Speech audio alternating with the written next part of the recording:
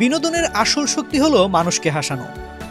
এই সত্যটি আজ যেন ভুলতে বসেছে বাংলা চলচ্চিত্র। একসময় ছিল যখন সিনেমা মানেই গল্প, গান, ভালোবাসা আর মাঝখানে একটু প্রাণখোলা হাসি। সেই হাসিটাই এনে দিতেন কৌতুক অভিনেতারা। কিন্তু আজ হাসির সেই ঝর্ণাধারা যেন শুকিয়ে গেছে ডালিউডের পর্দা থেকে।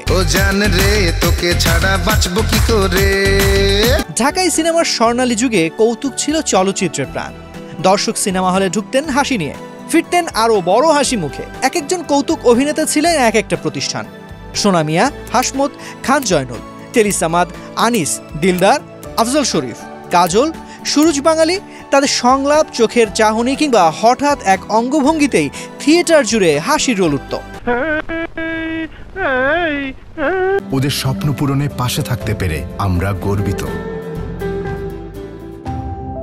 বিশেষ করে দিলদার, যিনি বাংলা চলচ্চিত্রে কৌতুকের মানচিত্রটাই বদলে দিয়েছিলেন। তার উপস্থিতি মানেই সিনেমায় বাড়তি প্রাণ। জনপ্রিয়তার চূড়ায় পৌঁছে তিনি নায়ক হিসেবে অভিনয় করেন আব্দুল্লাহ ছবিতে, আর প্রমাণ করেন একজন কৌতুক অভিনেতা শুধু হাসাতে নয়, কাঁদাতেও পারেন। তার মৃত্যুতে যে শূন্যতা সৃষ্টি হয় তা আজও পূরণ হয়নি।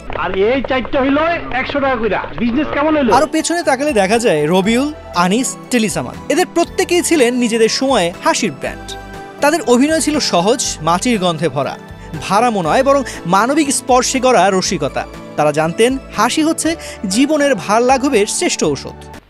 কি ব্যাপার, লোকজন কই, কোথায় গেল? কিন্তু আজকের ছবিতে কৌতুক যেন একেবারেই বিলুপ্ত প্রায়। নির্মাতারা মনে করেন দর্শক নাকি গভীর গল্প পছন্দ করে, অথচ বাস্তবে মানুষ এখনো হাসতে চায়, হালকা হতে চায়। নতুন প্রজন্মের অভিনেতারা নায়ক নায়িকা হওয়ার স্বপ্নে দৌড়াচ্ছেন, কেউ আর কৌতুক চরিত্রে ঝুঁকছেন না। সিনেমা মানেই পূর্ণ বিনোদন, আর কৌতুক অভিনেতা ছাড়া সেই বিনোদন অসম্পূর্ণ। দর্শকের মুখে হাসি ফোটানোই হলো শিল্পের গুরুত্বপূর্ণ দায়িত্ব। এখন আবার সেই হাসির দিন ফেরানোর পালা, কারণ ঢালিউডের হাসি বাংলা চলচ্চিত্রকে দীর্ঘজীবী করে তুলবে। বিনোদন ডেস্ক, বাংলাদেশ প্রতিদিন।